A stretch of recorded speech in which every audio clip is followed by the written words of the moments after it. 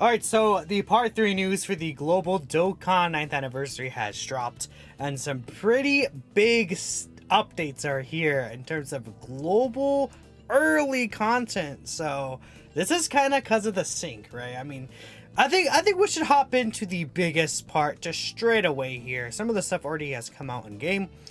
Global is getting the Easy A's from the Tanabata celebration early.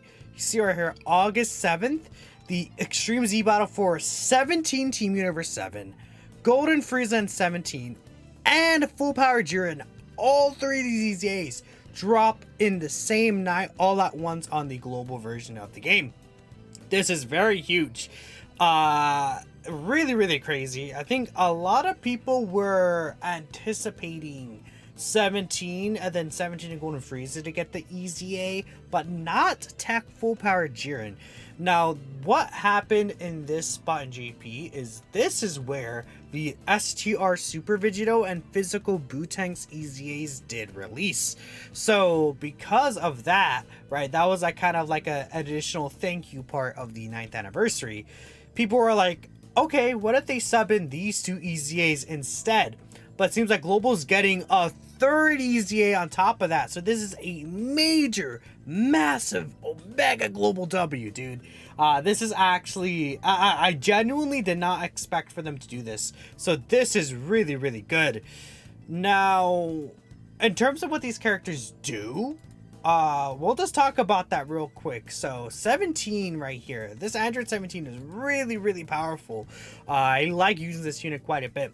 Pretty much he just wants to be ran on the Universe 7 rep team though. You do only need 5 allies in total to really get the full benefit of what the 17 is doing. So here, if there's 5 or more representatives of Universe 7 category allies in that team, he gets an additional 17% reduction crit and then 77% attack and defense. Then he needs 5 allies to get his full 35% baseline damage reduction and crit chance. Then he gets 5 key. So all things considered, when you have the 5 other representatives, the Universe 7 allies, that does include him. Sorry, I said 5 other, but 5 allies including him.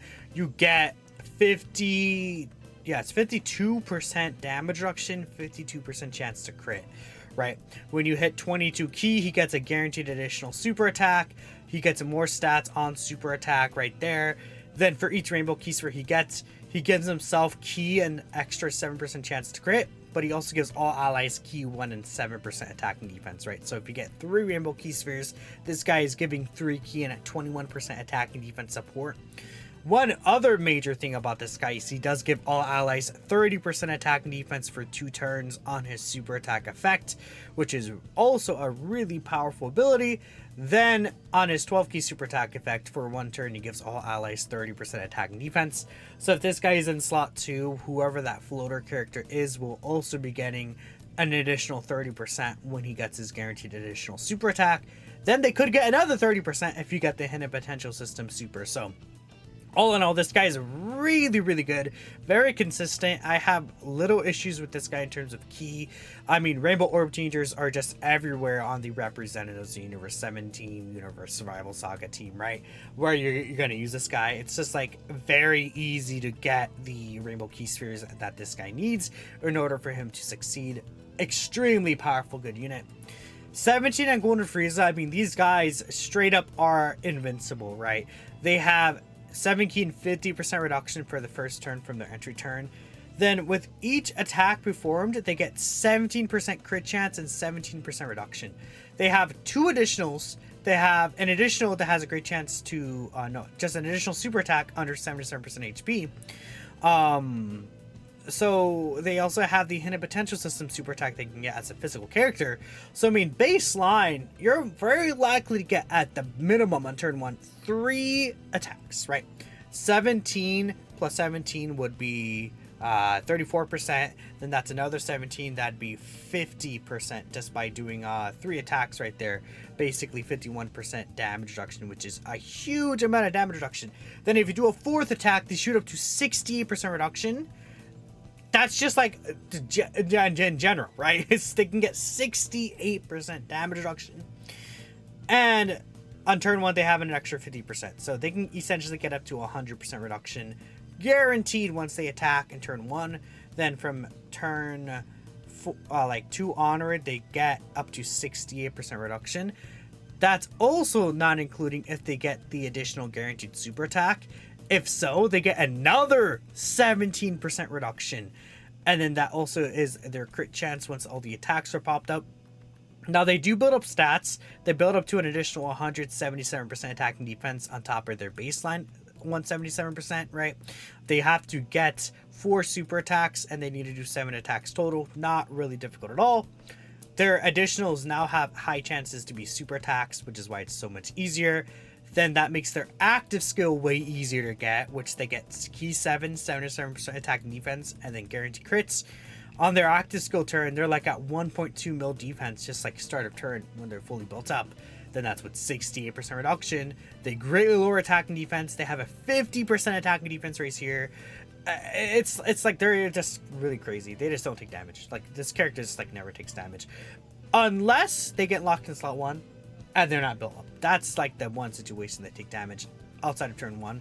Even on turn 1, they could potentially take damage because they're not built up. But like if these guys are in slot 2, then like you just don't ever take damage, right? If they're in slot 2, you're literally just perfectly fine.